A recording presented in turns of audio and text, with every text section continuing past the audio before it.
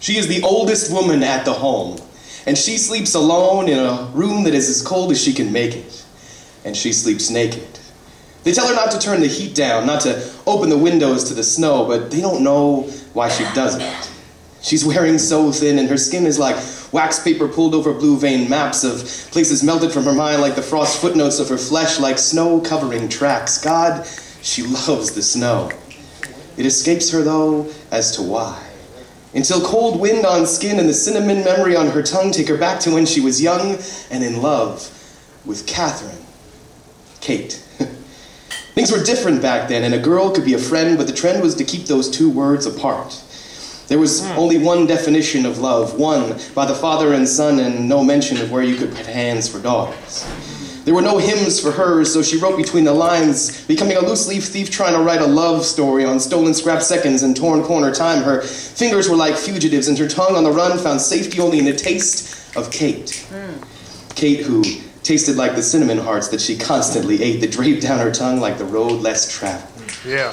But it all unraveled that day at the station when Kate was sent upstate by parents who bought into distance and hate as a way to medicate this perceived poisonous love in their veins.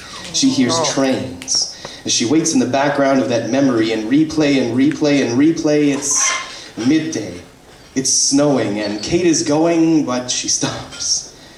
And every jaw drops as these two girls kiss and dismiss the doubts of the truth of their love right there in the middle of the wrong times.